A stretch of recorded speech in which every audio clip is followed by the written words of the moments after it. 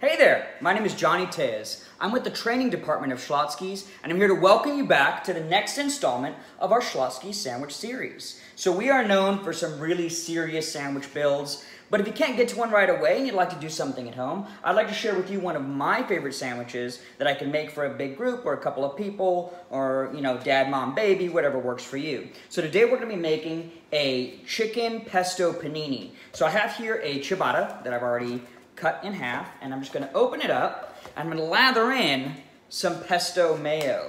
Now you can make this just with mayonnaise and pesto, which you could do a great store-bought. There's a lot of great store-bought pestos, or you could make your own. Now this is actually pretty simple. So all I have here is about a cup of Parmesan. I'm going to toss here into the food processor. Just under a cup of toasted pine nuts. They come in 3-ounce packages. So I just toasted those in a pan real quickly. I have about 6 cloves of garlic, because I like a lot of garlic.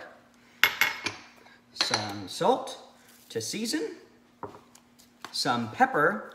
And then normally I would use fresh basil, but grocery stores, I've been a little bit out of some produce lately. So I have this basil spread. It's just stir-in paste of basil. Works really well, surprisingly. I'm going to go ahead and put in the entire thing in here. And then I'm going to drizzle in some olive oil and blitz it until I like the consistency. And here we go. Super easy, smells amazing, tastes amazing. Yeah. If you've got the time, make it yourself. And you can make a plenty of it so you can have pasta the next day. But I've lathered on a layer of the pesto mayo on both sides of my ciabatta here.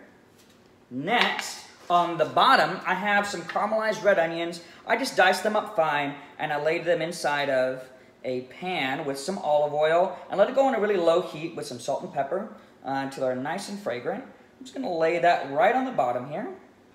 Next, I'm going to go ahead and put on 2 slices of provolone cheese and a few sprigs of baby spinach right on top of that. I have here a chicken breast that was left over. It was just seasoned in salt, pepper, garlic, and a little bit of Italian seasoning. I've cut it on the bias, so I have these big chunky pieces that I'm going to lay right on top of my sandwich. Now for a few slices of fresh tomato.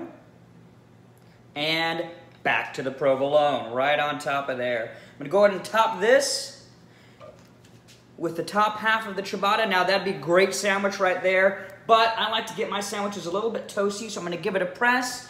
And if you don't have a panini press like me, that's okay, because maybe you have a brick. Now you can wrap them in foil, and it's going to be the perfect press on a hot pan to get this going. All right, this sandwich is hot off the pan. I flipped it once just to ensure that the cheese was melted, it was warmed through, and that it looked tasty all over. Now I can go ahead and give this a little cut. And you can see just how delicious that sandwich looks. So this is actually a pretty decent sized sandwich. Ooh, it's got cheese coming out everywhere. So I'm gonna go ahead and set up a couple here for me and the missus.